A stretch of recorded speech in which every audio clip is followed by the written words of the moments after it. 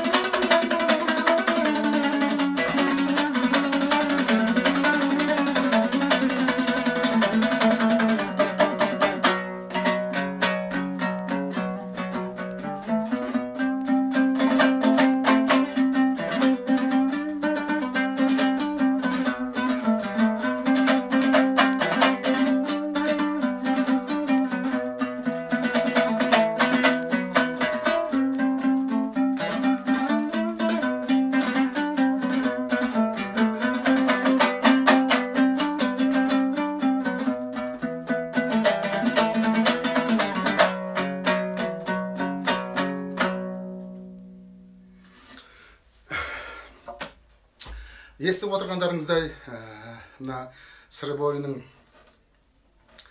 саз-сарындары, жыртың мақамсаздары өте көнелігі, ескілігі, әдемілігі бірден құлаққа ұрып тұр.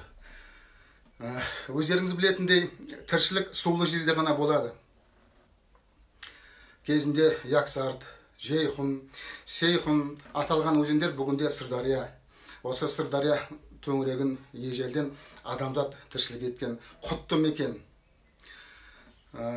Ежелгі сақтардың мегаполисі болған, яғни орталығы, немесе қазіргі тілмен Астанасы деген Шерік Рабат деген қала сыр бойында.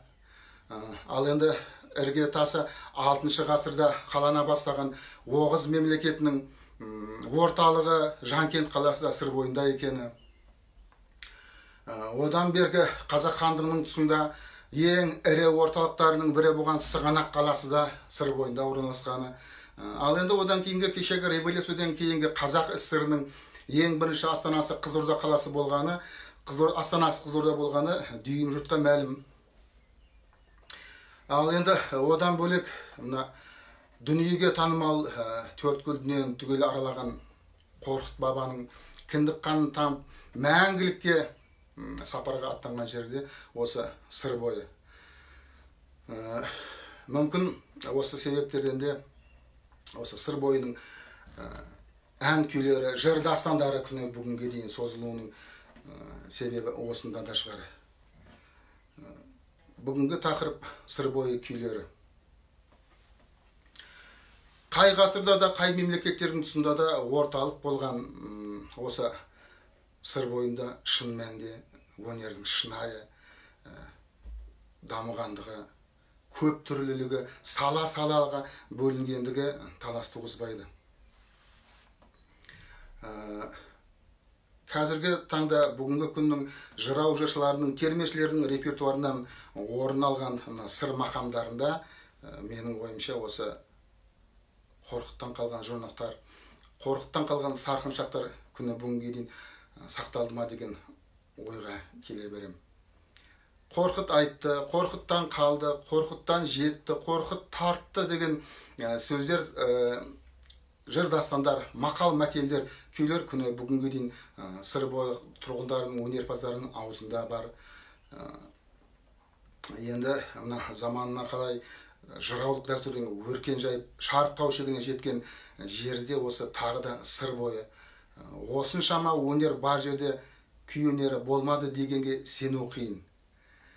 Әрине бір замандарда жыраулық дәстүрдің үстемдік алып, әншілік, күйшілік өнер сол жыраулық дәстүрдің көлеңкесінде қалғаны рас. Дегенмен толығымен жойылып кетпеген. Мына 50-ші, 60-шы, 70-ші жылдардағы қазақ зерттеушілерінің көбісі сыр еліне барып, көбіне жыр өнерінің қатты дамығандығын айтып та, жазып та алған. Ал енді сыр бойының күйлері бұл зерттеушілер күй деп қабылдай алмаған. Өйткені бұл кәдімгі дәстүрлі күй өнеріне көп ұқсай бермейді. Күйшілердің барлығы да біледі, мына домбырадағы кіші саға, үлкен саға деген қалыптар бұл кешегі 19-шы ғасырдың 19-шы ғасырда пайда болып қазір жолын тапқан күйшілік дәстүр. Оған дейінгі, оның ар жағындағы дүниеде кіші саға, үлкен саға деген тіпті болмаған. Сыр күйлерінде бүгінгі күнге дейін осы сақталған, осы қалыпта сақталған күйлер жетерлік. Мүмкін содан да шығар, мына күйшілер, профессионалды күйшілер, зерттеушілер осы шағын күйлерді қабылдай алмаған. Көне күйлердің барлығына көз жіберіп қарасақ, мәселенге Ақсақлан Мұрат Өскенбаевтың тартында өте шағын ғана әуен, ол тек қана әңгімесімен айтылады. Сол сияқты көне күйлердің барлығы да шыңырау болсын, жорғайы болсын, барлығы да шағын күйлер ғана. Ал енді сыр бойының күйшілік өнерін қалыптастырып дамытқандардың ірі өкілі Әлшекей Бектібайұлы. Ең алғаш осы Әлшекей Бектібайұлы «Сыр сілейін сұрасаң» деген кітап қылып шығарған Еркін Нұрымбетов болатын. Жалпы сыр өңірінің күй жайлы әңгіме еткенде Берік Жүсіптің Жиделібайсың күйлері монографиясын айтпай кетуге болмайды. Өйткені сыр бойында күйшілік дәстүр болмаған ерсін көбесін жарып дәлелдеп бергенде осы Берік Жүсіптің Жиделібайсың күйлері монографиясы болатын. Бұнда бірнеше күйдің өмір тарихы және күйлері нотаға түсіп халыққа ұсынылған. Ал енді мына сыр бойының күйлерінің тағы да бір ерекшелігі, жаңа күйлердің формасының көне екені, шағын екенін айтып өттік. Енді тағы да бір сыр бойына ғана тән күйдің ерекшелігі ежелгі қорқыттан немесе қобыз күйлерінен келген әдіс тәсілдер өте көп кездеседі. Соның бірі осы Әлшекей күйлерінде. Әлшекей о баста өнерге қобыз арқылы келген, одан кейін сыбызға үйренген, содан кейін бар домбыраға ауысқан. Мінекей осы элементтер, яғни бір қағазға бірнеше дыбыс алып кету, қазіргі тілмен лига деп атаймыз ғой. Қобыз аспабындағы күйлерге еліктеу осы сыр бойының біраз күйлеріне тән нәрсе. Осыған орай Әлшекей Бектібайұлының домбырамен қоштасу деген күйін тартып берейін. Кешегі революциядан кейінгі қиын кездерде, зобалаң кездерде қазақтың игі жақсылары, білімді өнерпаздардың барлығы елден көшуге мәжбүр болған.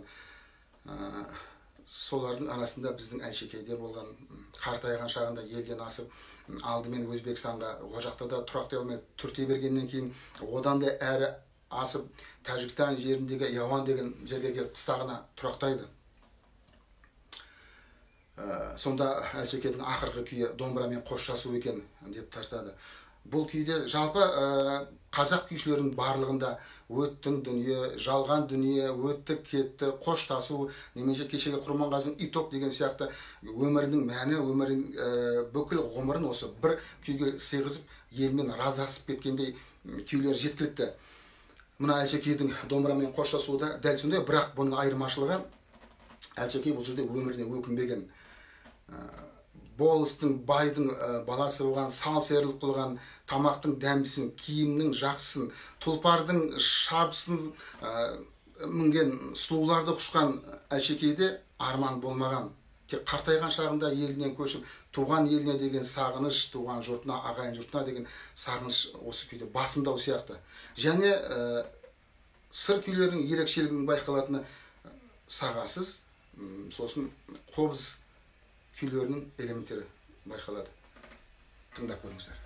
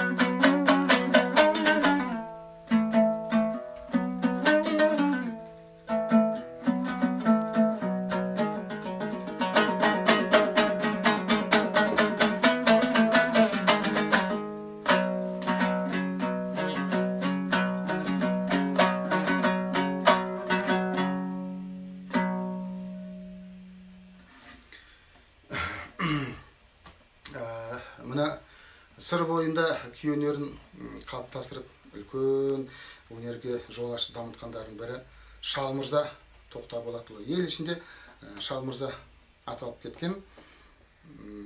Осы Шал Мырзаның күйлерінде басқа өңірлерге тән емес күйлерді қағыстарын байқаймыз. Іліп қағысу, іліп алатын қағыстар, мәселен мынандай күйлерде көп кездеседі.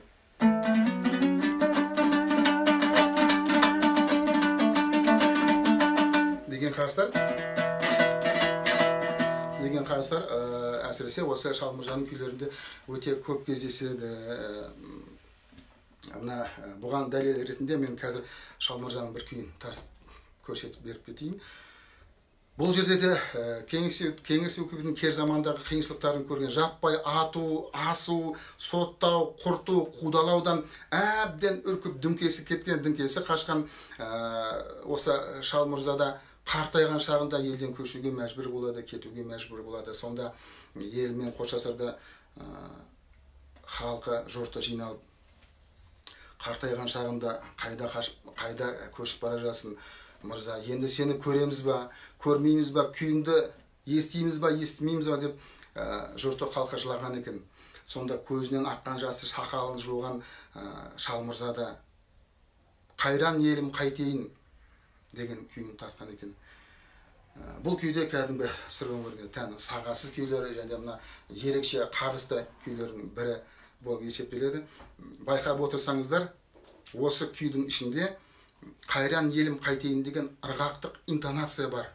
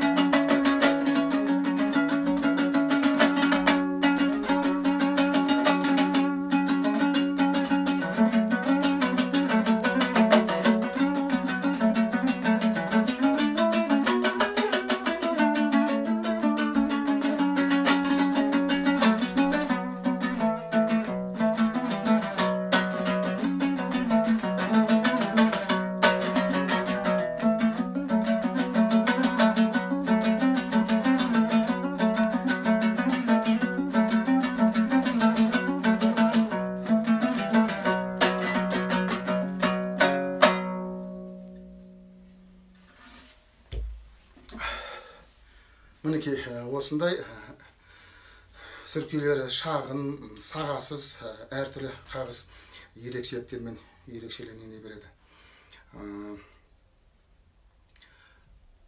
Құрметті тыңдарман, кешелі бері мына эфирге шығады деген афиша шыққаннан бері жора жолдастарым, туған туысқандарым біразы хабарласып жатыр. Біреуі құттықтап жатса, біреуі кішкентай өкпе наздарын айтып жатыр. Соның ішінде біразы мынандай сөз айтады. Қазақтың басына індет туып, жандары жабырқап қиналып жатқандарда сендердің ән күй тартқандарың дұрыс па деген мәселе қозғалып жатыр. Бұған менің айтарым, ілгеріде сыр бойында Қорқыт бабамызға Әзірейіл келіп сыбырлаған көрінеді. Күнің жақын, дайындал, ана жаққа аттанасың деп. Сонда болса да өлім бар екен. Мен бұны алдап көрейін өлімді. Ажалдан қашып көрейін деп жел маясына мініп алып, жер дүниенің бәрін кезіп кетеді ғой Қорқыт баба. Сонда қай жерге болса да алдынан көр қазғандар кездеседі. Соның қайсысынан сұраса да Қорқыт деген өледі екен, соған көр қазып жатырмыз деп жауап беретін көрінеді. Дүниенің төрт бұрышынан көр қазып жатқандар көрген Қорқыт амалдың жоғынан еліне, туған жеріне келіп, Сырдарияның бетіне терсінген кілемін төсеп жіберіп, кілемнің үстіне отырып, күйін сарнатқан ғой. Қанша уақыт сарнатқан бір Аллаға аян.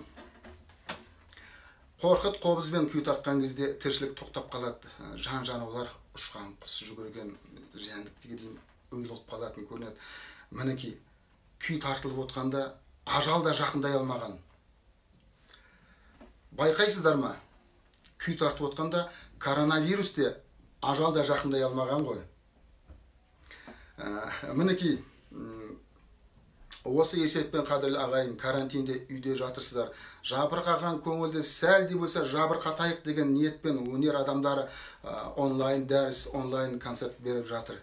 Сондықтан дұрыс түсінулеріңізді сұрайым. Бұл қазақтың басына ғана төнген індет емес, адамзаттың басына төнген нәубет қой.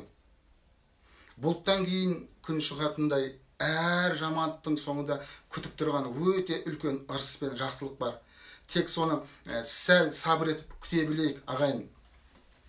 Осы ретте адам болғаннан кейін менің де басымнан өткен бір қиыншылықтар болды, күйзелістер болды. Жаным қатты жабырқап жүрген кезде Сүлеймен алейхиссаламның қолындағы жүзігінің астындағы сөздер есіме түсіп, бұл күніңде өтер, өмір өткінші ғой деген сөздерді оқығанмын. Соған лайықтап, соған байланысты өзімнің көңілімді өзім бір-екі шумақ өлеңмен осы өткінші деген күй бір мезетте келген еді. Соны тыңдап көріңіздер. Өмір өлім ақ-қара күнменен түн, алысумен өтеме бар өмірім, аласұрған жүректі сыйғыза алмай, жалған дүние жалмайсың ау мені бір күн. Өмір кейде көлеңке, кейде күнгей, арманым көп, келеді қолым жетпей, тіршіліктің тізгіні еңсен езіп, бас көтертпей келеді ерік бермей, деп өткінші деген күйім шықты.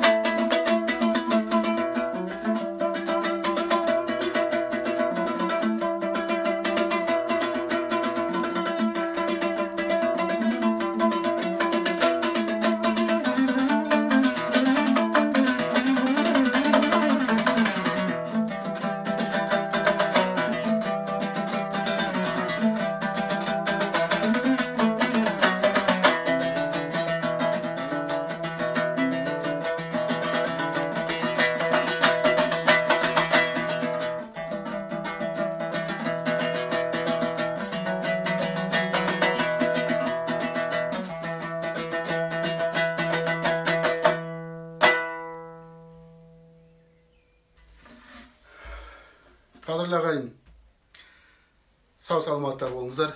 Жақсы күндерде жолыққанша.